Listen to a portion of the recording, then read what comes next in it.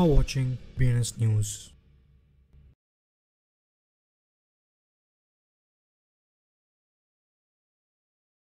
నమస్తే BNS Telugu news channel కి స్వాగతం సుస్వాగతం. నేను మీ వెంకట్ సాయి కుమార్. ముందుగా వార్తల్లోని ముఖ్యాంశాలు. కార్డానో వ్యవస్థాపకుడు చార్లెస్ హస్కిసన్ నామీ వాలెట్ పనిచేయకపోవడం గురించి ప్రస్తావించాడు.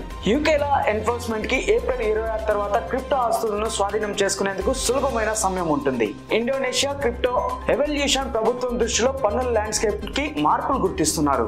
నైజీరియా ప్రభుత్వం బినాన్స్ పై $10 బిలియన్ ఫైన్ విధించింది.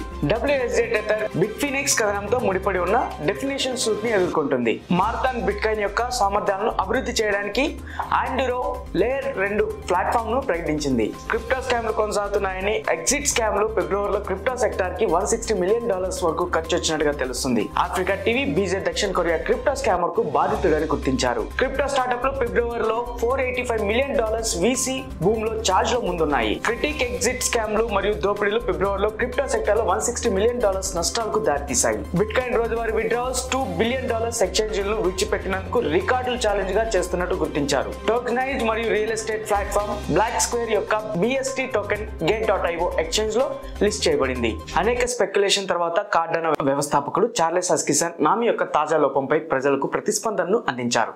ప్రోటోకాల్ దాని ఇంటీరియర్ డిజైన్ ప్రత్యామ్నాయం లేస్ వాలెట్ కు అనుసంధానంగా కొనుగోలు చేసినట్టు తెలుస్తుంది. యునైటెడ్ కింగ్డమ్ లోని లా ఎన్ఫోర్స్మెంట్ ఏజెన్సీల తర్వాత క్రిప్టోకరెన్సీ ఆస్తులను మరింత ఈజీ స్వాధీనం చేసుకోగలవు మరియు స్తంభింపజేయగలవు.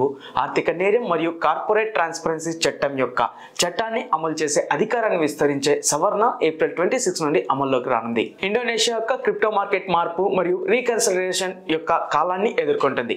పన్ను రాబడి తగ్గడం మరియు ప్లాండ్ నియంత్రణ మార్పుల ద్వారా ప్రూఫ్ చేయబడింది. 2023లో బిట్కాయిన్ విలువ పెరిగినప్పటికీ దేశం యొక్క క్రిప్టో పన్ను ఆదాయం మునుపటి సంవత్సరంతో పోలిస్తే 60% పైగా క్షీణించినట్టు గుర్తించారు.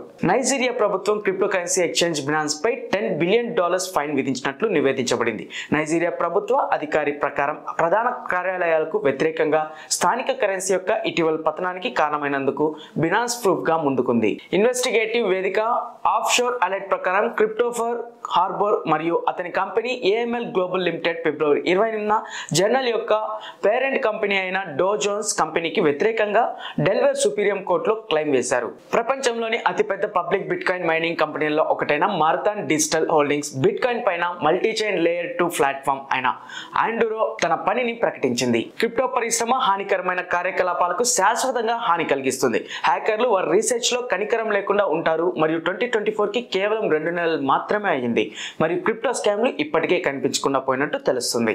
ఆఫ్రికా టీవీ బీజే బ్రాడ్కాస్ట్ జాకీలు స్టార్ట్లు పెరుగుతున్న అధునాతన దక్షిణ కొరియా క్రిప్టో స్కామర్లకు యొక్క తాజా లక్ష్యాలుగా మారనున్నాయి.